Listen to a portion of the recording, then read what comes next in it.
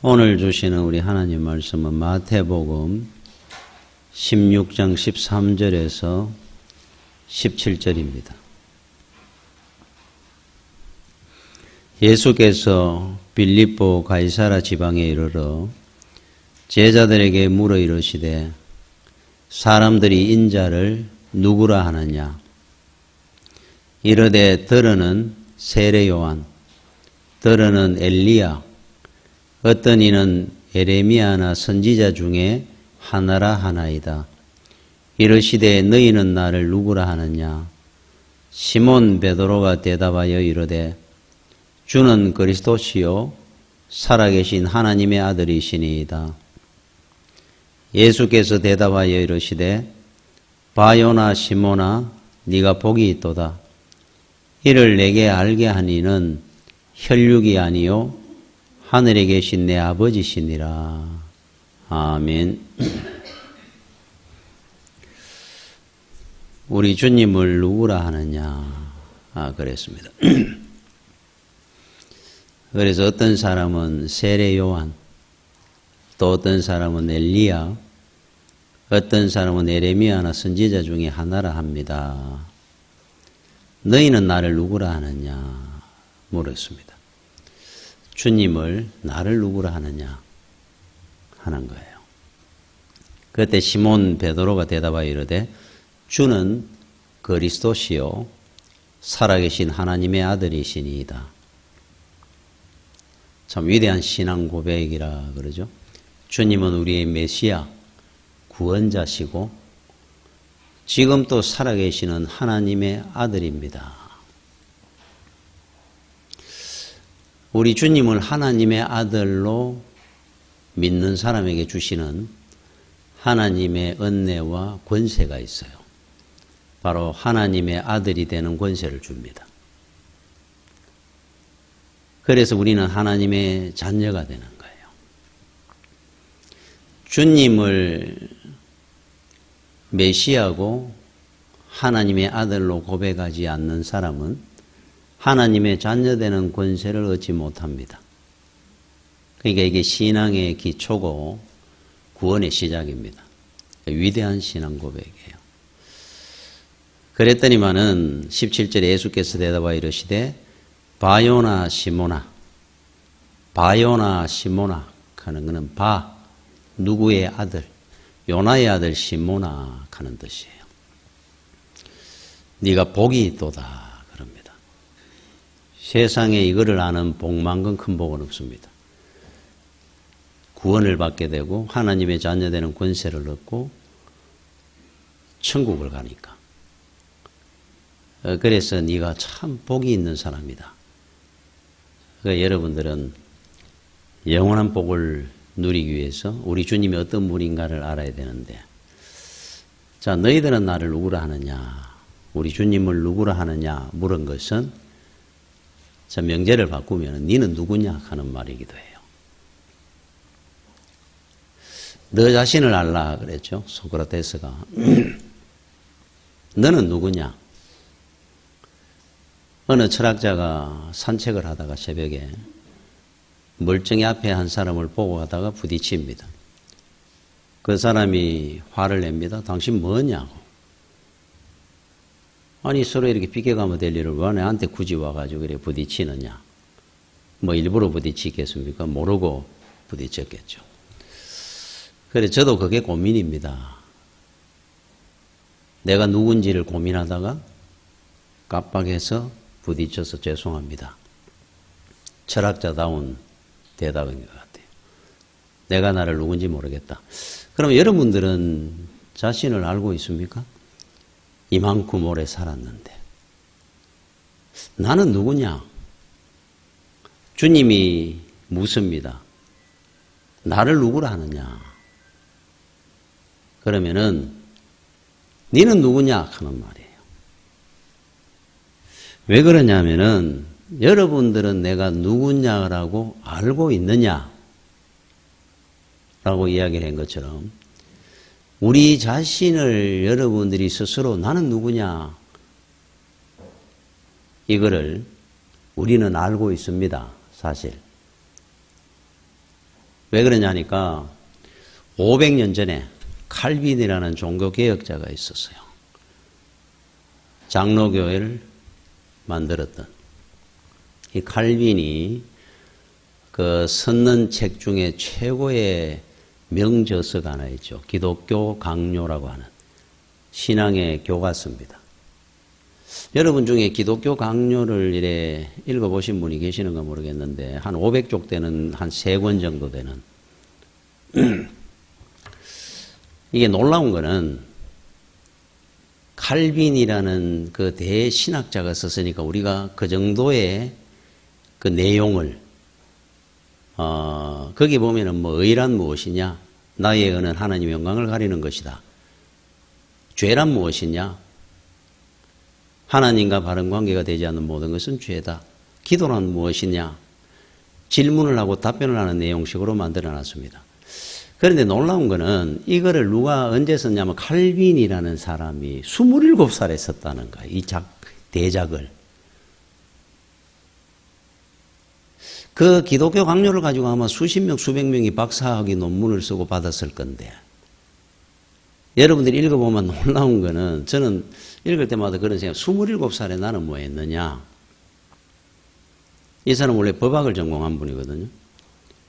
27살의 나이에 창세기부터 요한계시 이 모든 말씀을 머릿속에 컴퓨터도 아닌데 다 집약을 해가 넣어놓고 있는 사람이 있단 말이냐. 과연 이런 천재가 있다는 것이냐. 거기 보면은 모든 명제에 답변을 하는데 성경적인 것을 인용을 하면서 성경을 답변을 합니다. 그 많은 성경을 어떻게 인용할 만큼 머릿속에 다 있을까? 아까 말한 것처럼 일은 무엇이냐? 하나님의 영광을 가리는 것이다. 그러면 거기에 대해서 뭐 열왕기상 몇 장 몇 절, 마태복음 몇 장 쫙 써놔 나왔습니다. 모든 걸 성경적으로 답변을 하고 해석을 해놨어요. 야, 이게 어떻게 가능하냐 생각이 듭니다. 27살이. 태어날 때부터 성경을 읽었다 치더라도 27년을 읽어가지고 그렇게 많은 성경을 안다는 겁니까? 이 사람은 법학을 전공했으니까 과연 성경을 도대체 얼마나 봤길래 시간이. 참 놀라운 일이죠. 자, 기독교 강요 거기에 1장 1절 첫 페이지를 열면은 딱 나오는 명제가 나옵니다. 하나님에 대한 지식이 없이는 자신에 대한 지식은 없다. 이로부터 시작합니다. 기독교 강요의 전체 시작이. 하나님에 대한 지식이 없는 자는 자신에 대한 지식이 없는 것이다. 하나님을 모르면 자신을 모른다. 이 말이에요. 자, 2장, 그 다음 장을 딱 넘기면은 1장 2절에 자신에 대한 지식이 없는 자는 하나님에 대한 지식이 없다. 거꾸로 뒤집어서 이야기해 놨습니다. 뭐 똑같은 말을 뒤집었는 내용이 심오합니다. 자, 하나님을 모르면 자신을 모릅니다. 자신을 모르는 자는 하나님을 모릅니다. 이 말이잖아요. 그럼 이건 이제 거꾸로 이야기를 하면은 하나님을 알게 되면 나를 알게 되는 거예요. 네 자신이 누구냐? 그 질문에 대한 답입니다. 하나님을 아는 자는 나를 압니다. 내가 얼마나 큰 죽을 죄인이고 내가 아무리 선한 행위를 한다 할지라도 죽으면 지옥 갈 사람이고 확실해야 합니다. 나를 알면은 하나님을 알게 됩니다. 찾게 되고. 그 말이에요, 이게. 그러면 더 기독교 강요 시작이 됩니다.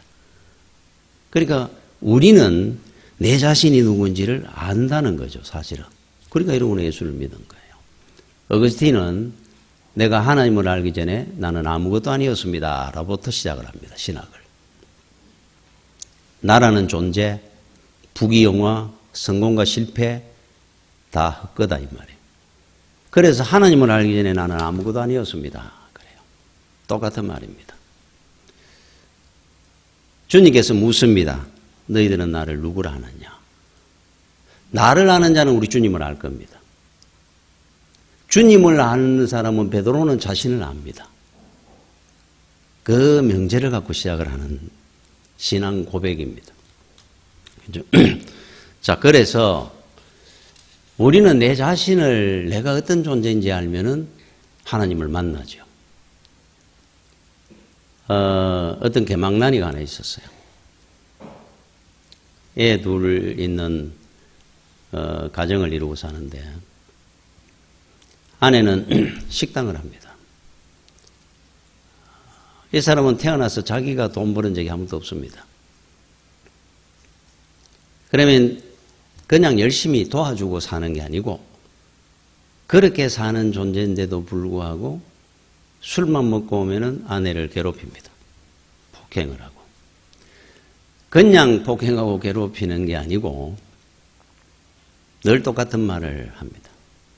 네가 죽어야 내가 저 상거리 다방에 김양하고 결혼을 할 건데 네 때문에 내가 김양하고 결혼도 못하고 산다. 인간도 아닙니다. 어떻게 이런 인간이 과연 존재할 수 있다는 건지. 그렇죠? 자, 다버리하고 이 사람은 나중에 안수집사가 내가 간정을 썼던 사람이에요. 매일 술이나 먹고 다니고 저녁에 들어오면은 금고에 돈 챙겨가고 다방 가고 술집 가고 집에 밤에 오면은 아내를 괴롭히고 똑같은 말로 괴롭히고 10년이 20년이 지나갔죠. 그 아내가 과연 예수를 안 믿었으면 어떻게 견디었을까 하는 생각이 듭니다. 자, 그런데 어느 날 하루도 초저녁에 식당에 와가지고 금고 문 열어가지고 돈을 한마디도 안 합니다. 아내는 늘 돈 나가갑니다. 밥도 제대로 못 먹고 삽니다. 애들하고. 가지고 나와가지고 친구들 만나가 술 먹으러 간다고 달리다가 덤퍼 들어가고 받아버렸어요. 사고하는 데는 정도로 났느냐. 뼈라는 뼈는 다 부서졌다 그러니까 완전히 목숨만 건진 겁니다. 거의 2년간 병원 생활했어요. 그런데 우리 같으면 어떤 생각이 들까 이런 생각이 드는데 그 아내가 남편 병간호를 해야 되니까 새벽에 일어나서 아이들 고등학교 다니고 중학교 다니는 도시락 챙기고 밥 먹도록 해놔놓고 그리고 끝나는 대로 집안 정리 좀 하고 식당 가서 준비하고 혼자 사는 거예요. 그리고 12시쯤 되면 이제 점심 손님, 저녁 손님, 저녁 한 9시 되면은 또 정리하고 집에 가서 애들 챙겨놓고 병원 갑니다. 그 2년을 병원에서 남편 간호하며 쪽잠을 잡니다. 새벽에 또 집에 뛰어와가지고 애들 챙겨주고 학교 보내고 종일 일합니다. 의식도 없습니다. 파김치 대가 삽니다. 그냥. 한 번 또 고맙다 소리도 안 하고 짜증만 냅니다. 그 2년이 다 됐는데 한 번은 이 남편이 새벽에 눈을 떴는데 화장실을 가려고 아내가 자기 발치에 쪼그레가 엎드리가 잠이 들어 있는 거예요. 일어날라 그러다가 이래 보는 순간에 눈물이 나기 시작합니다. 야, 나 같은 게 인간이냐? 살아왔는 걸 이래 생각해 보니까 그 아내를 보는데 너무너무 미안하기 시작한 거예요. 나 같은 인간을 인간이라고 저렇게 챙기면서 한 번도 화도 안 내고 하면서 자식들 뒷바라지하고 밤되면 여기 와가 쪽잠 자면서 간호하고 또 하루 종일 식당하면서 일하고 갑자기 눈물이 쏟아지더라 그래요. 그러면서 화장실을 가가 울었다 그럽니다. 하나님, 내가 이번에 나가면은 예수 믿겠습니다. 나 같은 인간도 아닌 인간을 그때 교통사고로 차라리 내가 죽어야 우리 집이 좋았는데 내 아내와 내 자식들이 더 편안하게 살 건데 나 같은 인간을 왜 살려주셔가지고 내 아내를 보니까 이거는 인간도 아닙니다. 눈물이 쏟아지더라 그래요. 갑자기. 자신을 아는 겁니다. 그리고 온몸을 쩔뚝거리면서 교회를 이제 퇴원해가 갑니다. 애들하고. 거길로 예수를 믿어가지고 열심히 헌신하며 식당 일하면서 열심히 사는 거예요. 간증을 합니다. 예수 믿기 전에 자신을 생각할 때 당신은 무엇입니까? 이래 누가 묻더라 그래요. 그래서 한마디로 그랬다 그럽니다. 짐승이었습니다. 저는. 인간이 아니었습니다. 근데 나는 그걸 몰랐습니다. 그때. 내가 누군지를 알면서 우리는 하나님을 만나게 되는 거예요. 그렇죠? 그 과정입니다. 여러분들은 스스로 생각할 때 여러분들은 누굽니까? 지금 제가 말했던 그 간증했던 그분 집사님하고 여러분들은 어떤 차이가 있는 거예요? 십자가를 지신 우리 주님을 바라봅니다. 돈 몇 푼 벌었다고, 내가 조금 성공했다고, 여러분들이 주님 앞에 무슨 의의를 우리가 나타낼 것이 있다고 생각합니까? 저 사람보다 나는 그래도 그래는 안 살았는데라고 말을 할 수 있는 겁니까? 나는 누구냐? 주님께서 묻습니다. 너희들은 나를 누구라 하느냐? 물었어요. 나를 알아야죠. 주님은 누굽니다. 라고 말을 하려고 하면. 여러분, 어메이징 그레이스라고 하는 찬양이 있죠. 찬송. 나 같은 죄인 살리신 주 은혜 놀라워. 이걸 쓰는 존 뉴턴 목사님은, 우리나라의 김익두 목사님은 저리 가랍니다. 이 사람은 그 선장을 했어요. 근데 뭘 선장을 했냐면 돈을 많이 벌었습니다. 노예상인입니다. 노예상인. 그냥 어떤 사람에게 그 부탁을 받아가 챙겨주는 게 자기가 몇 프로 먹는 조건으로 일을 한 사람이에요.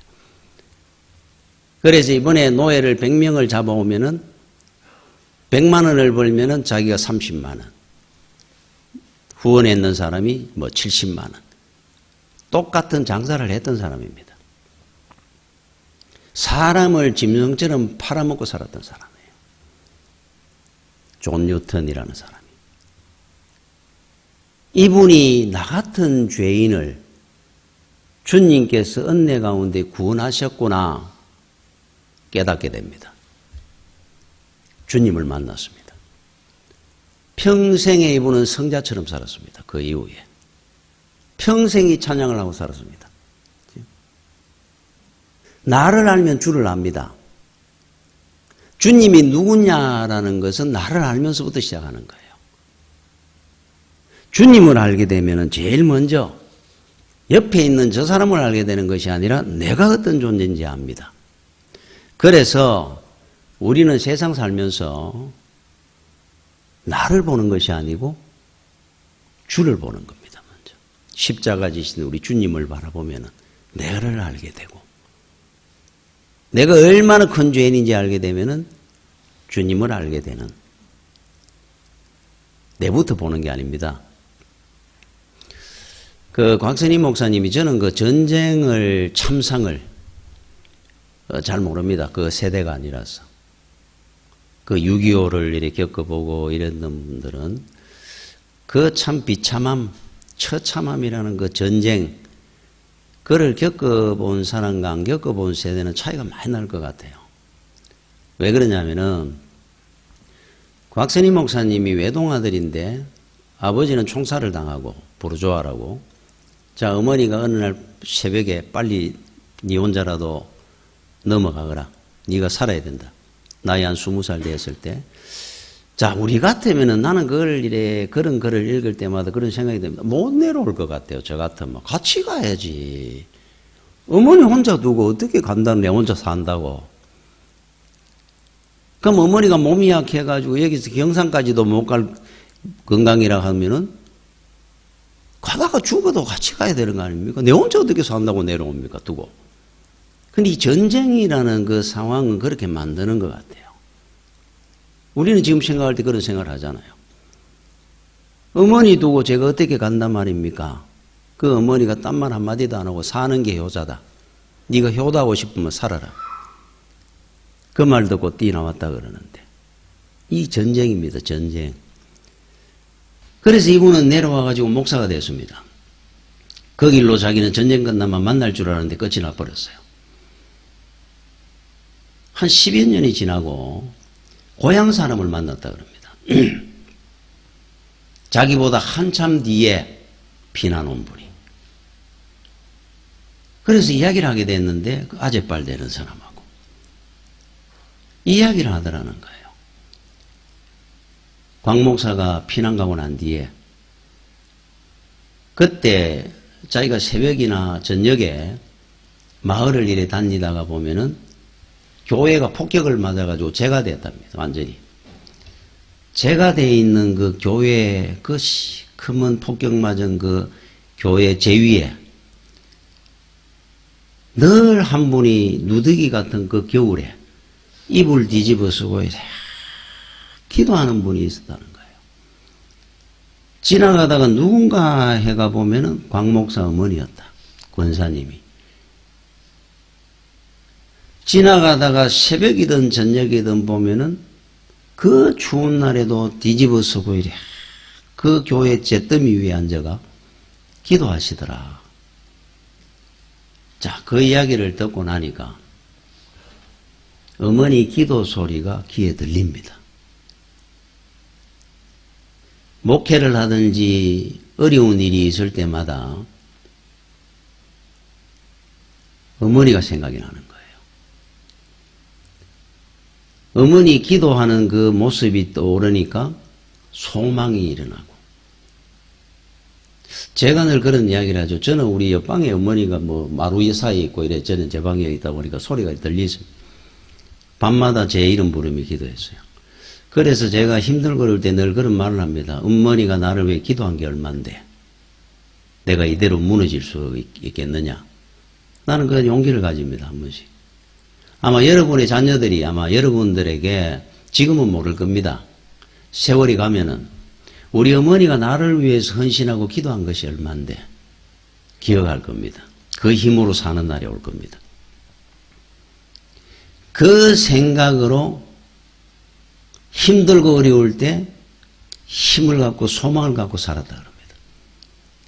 어머니가 그 잿더미 위에서 누구를 위해 기도했겠느냐. 외동아들인 자기를 위해서.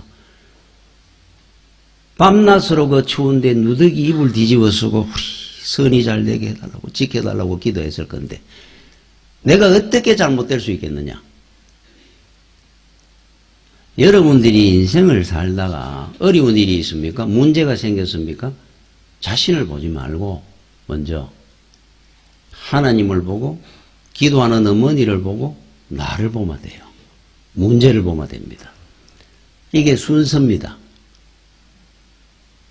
내부터 보기 시작하면은 하나님까지 올라가기 전에 나는 낙심하고 주저앉습니다. 나를 아는 겁니다. 죄인이고 연약하고 부족한 내가 뭘 할 수 있다는 겁니다. 나를 봐가지고 어떻게 승리한다는 겁니까? 주를 바라보는 거죠. 순서가.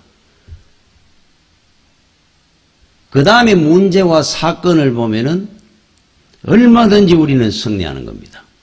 주께서 하시는 일이니까. 클래식 음악이나 작곡가들, 음악을 하는 작곡가들이 그리스도인들이 많았습니다. 뭐 베토벤이나 우리가 잘 아는 모차르트 이런 사람들 중에 하이든이라고 하는 여러분들이 잘 아는 유명한 작곡가가 있었죠. 이분은 교향곡의 아버지라고 불립니다. 참 이분들 대단하죠. 그 교향곡을 106곡을 작곡을 했다고 합니다. 심포니곡을 100여 곡을 하고 소나타곡을 80여 곡, 뭐 소나타곡, 심포니곡 사실 잘 모릅니다 저는. 오라토리오라는 곡을 두고 그 중에 하나가 천지창조라고 하는 유명한 대작이 있습니다. 이분이 하이든입니다. 이분이 노년에 질문을 했다 그래요. 어떻게 그렇게 대단한 곡들을 작곡할 수 있었느냐. 참 인간의 그 머리로. 이분이 아주 간단명료하게 이렇게 이야기했다 그래요. 나는 작곡할 때가 되면은 음악을 생각하지 않습니다. 음악을 생각해야 거기 심취해야 작곡을 할 거 아니에요. 자기는 음악을 생각하지 않는다 그럽니다. 하나님을 깊이 생각한다는 거예요.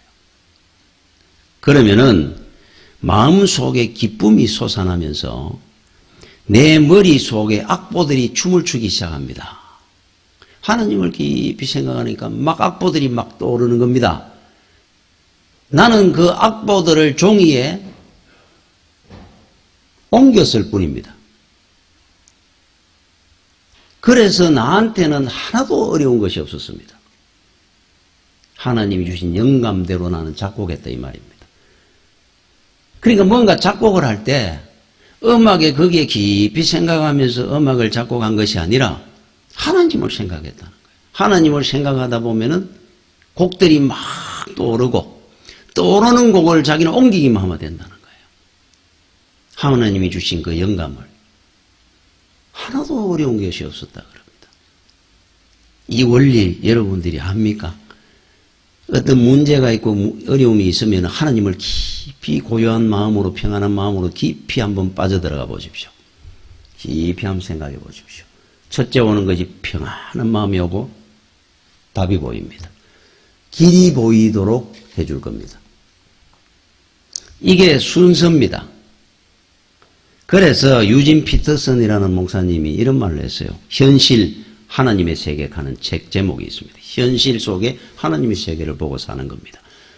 자, 그분이 뭐라고 했냐면 하나님에 대해 경건하게 사는 사람이라면 예수 믿는 사람은 반드시 훈련해야 될 일이 하나 있다. 그것은 바로 초점 훈련이다. 초점을 맞추라는 거예요. 성도는. 그럼 어떻게 초점을 맞추느냐? 자, 문제가 생기고 어려운 일이 있고 실패를 했고 지금 사건이 있습니다. 문제가 있었습니다. 내 가정의 문제, 자녀의 문제, 사업이 생길 때 우리는 초점을 거기다 맞췄습니다. 현실. 현실에 일어나는 일에 우리는 들여다봅니다. 답이 없습니다. 묻혀서 갑니다. 그런데 그럴 때마다 하나님 앞에 초점을 맞추고 하나님 나라에 초점을 맞추는 것을 훈련하라는 거예요. 문제가 있거든. 문제를 바라보지 말고 하나님을 바라보면은 오늘만 보지 말고 미래를 바라보고 이 땅의 것을 생각하지 말고 하나님의 나라를 생각을 하면은 하이든하고 똑같은 원리입니다. 거기에 길이 있고 답이 보이도록 해주신다. 하나님의 음성이 들린다는 겁니다. 그 훈련을 하라는 겁니다. 성도는 초점 훈련이라는 걸 해야 된다 그럽니다. 앞으로 여러분들이 해야 될 일입니다.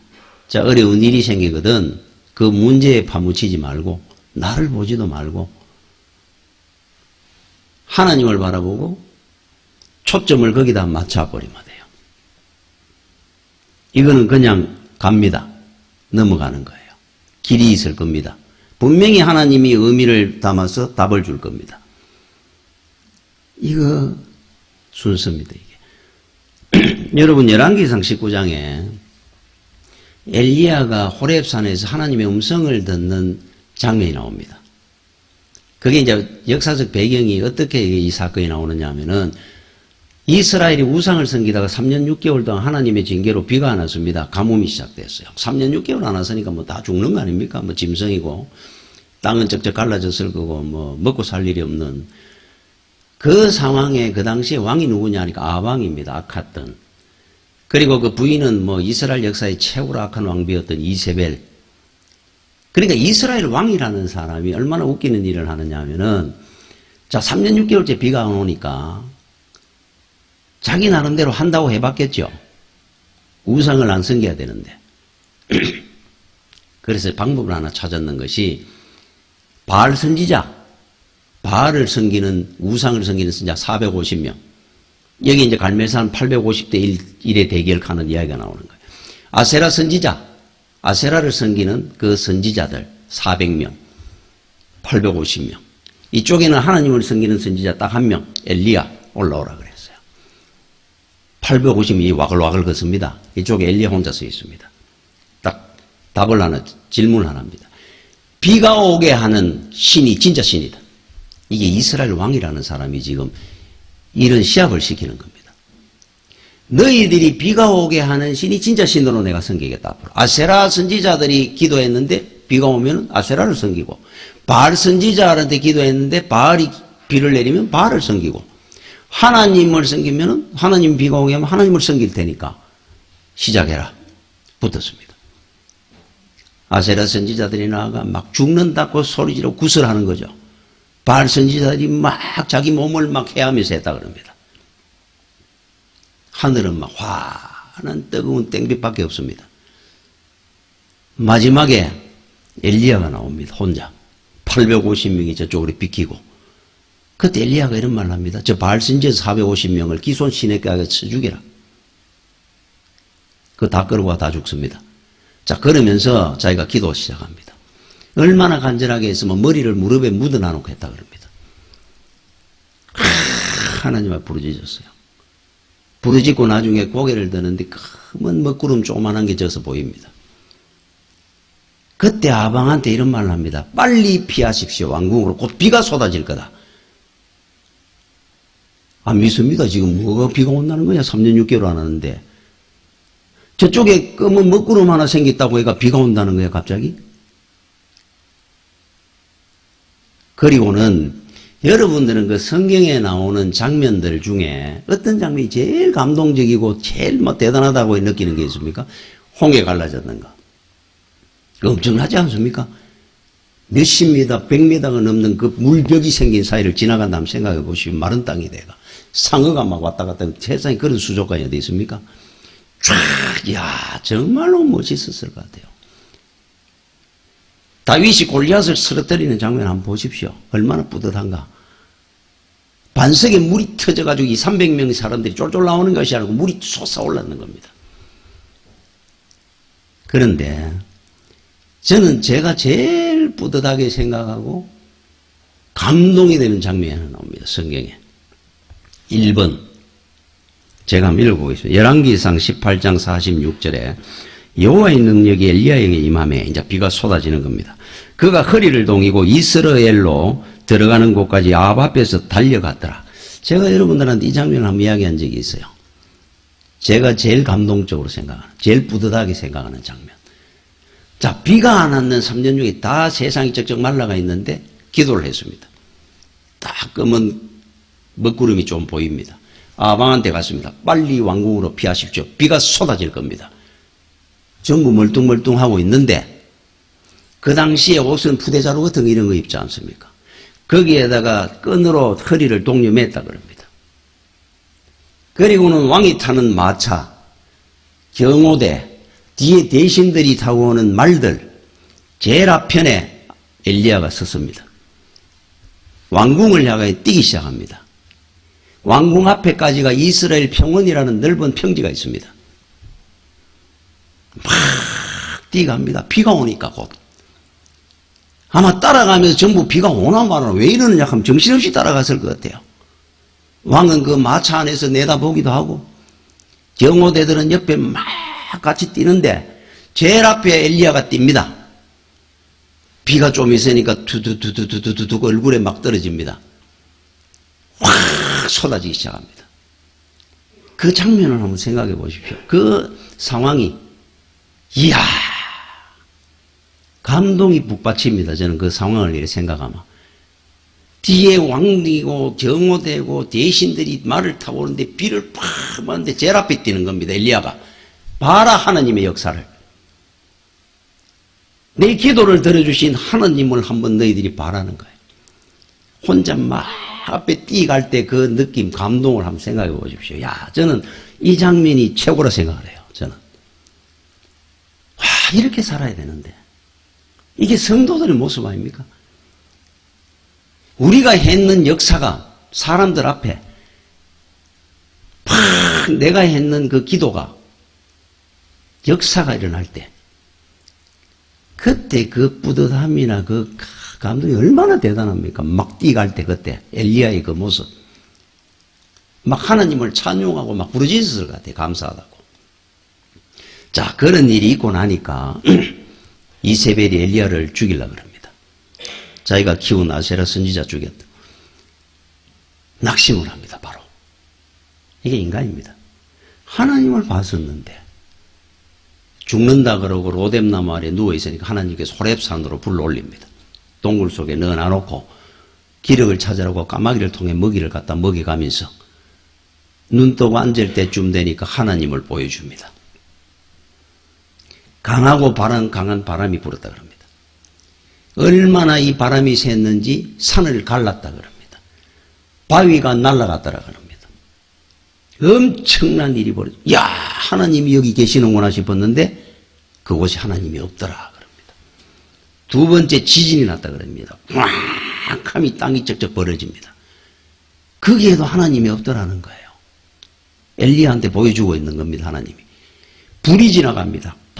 온 세상을 불사르듯이 벌건 불이 다 태우고 갑니다. 여기 계시나 싶었는데 거기에도 하나님이 없더라. 조용해졌습니다. 세상이 갑자기. 앉아서 가만 듣고 있는데 세미한 음성이 들리더라는 거예요. 쉬, 내가 여호와라 지나갑니다. 하나님은 여기 계시더라. 여러분들이 인생 살다가 강한 태풍을 만납니까? 지진 같은 일이 있었습니까? 불로 다 불태워버렸습니까? 나의 공돈탑을. 그곳에서 하나님을 찾으려고 그러니까 여러분은 낙심하는 거예요. 없습니다. 그걸 보지 말고 고개를 드는 겁니다. 스데반처럼. 위를 바라보면은 그 사건 속에 하나님께서 나한테 주시는 말씀이 들릴 겁니다. 조용하게 내 마음에 고요한 내 심령 속에 하나님이 답을 주시는 거예요. 다 불태우고 없어지는 것이 낫다. 다 날라버리는 것이 오히려 낫다. 앞으로 내가 너를 세워가리라. 그죠? 하나님은 거기 계시는 거예요. 하나님 앞에 초점을 맞춰라는 겁니다. 집중하십시오. 산만하게 살지 말고 왜 일어나는 것들만 보고 놀래워하느냐 말이에요. 여러분 닐 암스트롱이라는 분이 있어요. 이 트럼펫의 세계적인 대가. 이분이 그 어릴 때, 소년 때, 그때부터 뭐 대단한 뭐 천재성을 갖고 있었으니까 어느 그 술집에서 트럼펫 연주를 하며 아르바이트를 했습니다. 마침 그 술집에 그날 마피아들이 왔어요. 총격전이 벌어졌습니다.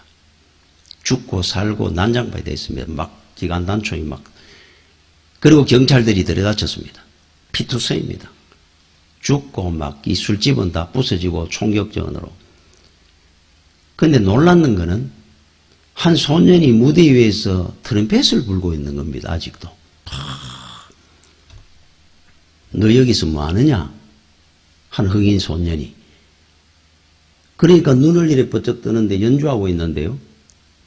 다 죽고 난리가 나가 있는데 몰랐다는 거예요. 얘가. 총격전이 벌어져가 난장판이 났는데 아직도 트럼펫을 불고 있는 겁니다. 이 초점의 집중력을 압니까? 세상에 연주하는데도 그렇게 깊이 빠지는데 하나님의 자녀된 우리가 하나님 앞에 초점을 맞추고 사는 우리가 여러분들의 마음과 그 심령이 집중도가 그 정도도 안 되고 세상에 부는 대로 바람이 불마 지진이 나면 불이 나는 대로 흔들리고 넘어졌어요. 너희는 나를 누구라 하느냐 묻지 않습니까? 내가 누군지 알아야죠. 주님 없으면 우리는 죽습니다. 제일 쉽게 이야기하면. 내가 누군지 알아야 됩니다. 아무것도 나는 못합니다. 오직 주님만 보고 사는 겁니다. 우리는. 어떤 일이 있어도 그 사람은 소망을 잃지 않습니다. 절대로. 여러분 이야기 안 하고 마치면 여러분 유대인들은 대단하죠. 유대인. 전 그 민족성부터 해가지고 유대인들이 그 2차 대전 때 아우슈비츠에서 전부 학살을 당했습니다. 전 세계 600만이 죽었다 그러니까. 근데 아우슈비츠에 그 얼마나 처참하게 살았습니까? 전부 가스실로 들어가고 참 처참하게 노동을 하면서 내일 죽을지 모르는데 저는 그 영화 중에 한 장면이 참 그게 막 이래 참 중에 그 수용소 소장이 영화라서 그렇지 않겠느냐. 아니면 실제적으로 그런 일도 안 있었겠느냐 싶어요. 아침에 눈을 뜨면은 이 총을 갖고 나와가지고 아무나 겨누습니다. 지나가는 유대인들 노동하고 있는데. 그리고 한 명을 딱 죽입니다. 그 다음에 하루를 시작합니다. 그러면 그 일하다가 한 사람이 팍 죽습니다. 거기에 일하고 있으면서 늘 이 사람들은 공포를 느끼고 삽니다. 오늘도 한 사람이 누군가 겨누고 있어요. 총을 겨누고 있는데 그 총이 나를 겨누고 내가 죽는 날이에요. 얼마나 잔인합니까? 그 상황에서 유대인들이 불렀던 노래가 있어요. 자기들이 만든 노래입니다. 아우슈비츠에서 만들어진 노래. 제목이 뭔 줄 압니까? 아니마민 하는 제목입니다. 아니마민, 히브리어로 나는 믿는다 하는 뜻이에요. 가사가 딱 두 줄입니다. 이걸 계속 반복해 부릅니다. 똑같은 곡을. 우리는 메시아가, 구원자가 오심을 반드시 믿습니다. 단지 조금 늦을 뿐입니다. 이 가사입니다. 우리는 메시아가 이 땅에 오심을 반드시 믿습니다. 아니마민. 그러나 잠시 늦을 뿐입니다. 잠시도 메시아 구원자에게 눈을 안 뗍니다. 이 사람들은. 초점을 늘 거기에 맞추고 살았어요. 그 고난과 시련, 죽음 앞에서. 그래서 유대인들은 강한 겁니다. 절대로 그 사람들은 낙심하거나 포기하지 않습니다. 이겨냈습니다. 여러분들이 주님에게 초점을 맞추고 한번 살아보십시오. 어떤 일이든 우리는 극복할 겁니다. 절대로 소망을 잃지 않을 겁니다. 그게 믿음으로 승리하는 길입니다.